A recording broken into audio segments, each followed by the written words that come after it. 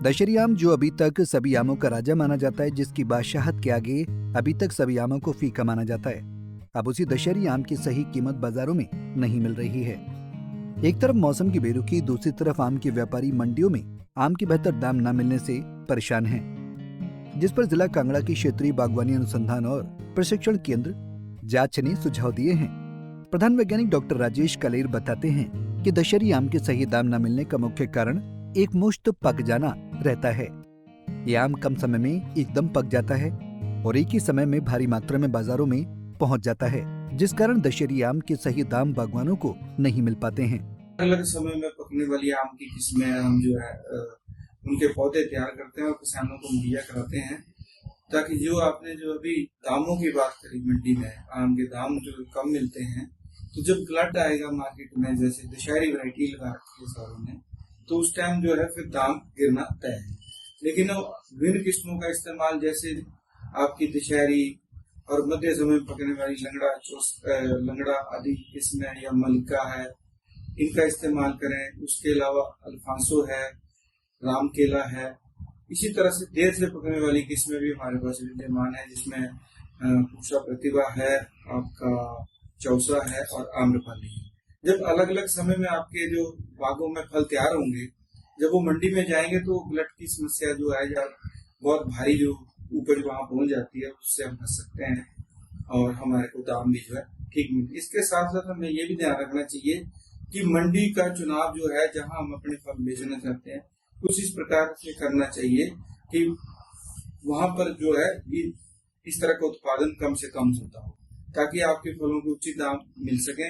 इसमें थोड़ा सा आपको फलों को ढुलाई का खर्चा लग जाए, लेकिन वो भी बड़े आराम से कंपनसेट हो जाता है। जैसे आपकी जलंधर की मंडी है, अमृतसर की मंडी है, वहाँ भिन्न प्रदेशों से, जैसे राजस्थान है, मध्य प्रदेश है, दिल्ली है, पंजाब है, JNK है, वो लोग आते हैं और वो फसल को ले जाते हैं, और वहाँ आपको दाम जो है उचित मिलेंगे। मंडी का भी आपने चुनाव जो है करके रखना है, और जरूरी नहीं है जो आपको जहाँ उचित दाम, मतलब अधिक से अधिक पैसा मिले, उसी मंडी में अपने फल ले जाने चाहिए। तो बात करें तो कितने प्रकार के आम जो है कि मार्केट में पाए जाते हैं, बागों में जो पैदा अक्सर जो हमारी जो मार्केट में जैसे अप्रैल के महीने में आता है, वो तो और प्रदेशों से आता है, लेकिन जो हमारे जुलाई से इसका फर्स्ट वीक से सीजन शुरू होता है, और उसमें आपका सिंदूरी भी आ जाएगा, दशहरी भी आ जाता है आम, फिर आपका लंगड़ा आता है। कितने प्रकार के आम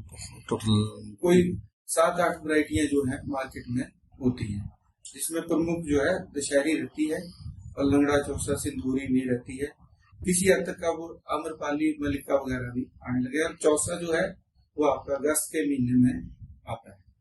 प्रदेश में बात करें कि सबसे ज्यादा आम किस जगह पे पैदा होता है, तो उस पर थोड़ा सा जानकारी देंगे सर? प्रदेश में जो हमारे जो है लगभग 12 जिले हैं, तो 12 जिलों में से कांगड़ा जिला, हमीरपुर का कुछ क्षेत्र और कुछ ऊना का, तो ये सबसे ज्यादा कांगड़ा जिला में ही आम की जो है खेती की जाती है, और यही सबसे अधिक उत्पादन आम का होता है।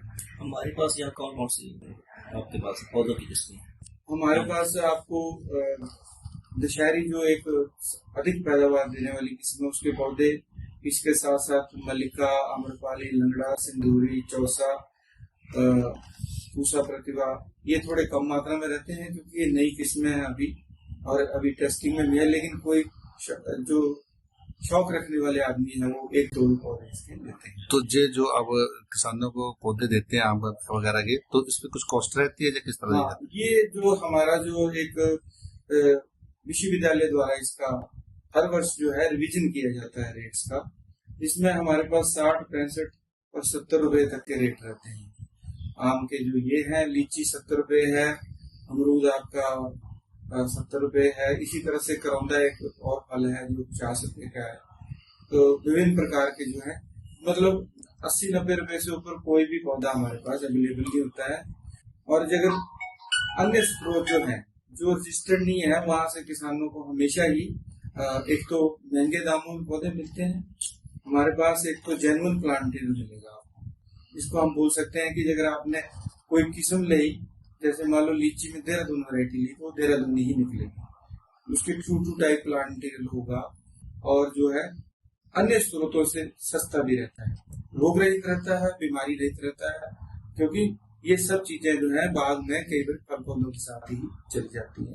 इसीलिए नर्सरी का चुनाव हमेशा इस तरह से करना चाहिए जो कि रजिस्टर्ड हो, जिसका कोई नाम हो, विश्वसनीय हो, और जहाँ का मतलब पौधों का जो पैदावार का रिकॉर्ड भी अच्छा हो। वहीं डॉक्टर राजेश कलेर ने ये भी कहा कि बागवानों को दशहरी आमों के अच्छे दाम के लिए अच्छी मार्केट एवं अच्छी मंडी का चयन करना चाहिए।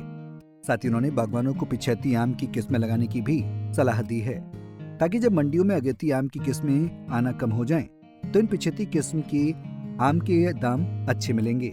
पंजाब केसरी टीवी के लिए नूरपुर से संजीव महाजन की रिपोर्ट। हमसे जुड़े रहने के लिए हमारे YouTube चैनल को सब्सक्राइब करें और नई वीडियो की नोटिफिकेशन के लिए बेल आइकॉन को दबाएं। अगर आप ये वीडियो Facebook पर देख रहे हैं तो लाइक जरूर करें और ज्यादा से ज्यादा शेयर करें। इसी तरह के और भी अपडेट्स के लिए फॉलो करें हमारा Instagram पेज himachal.ke।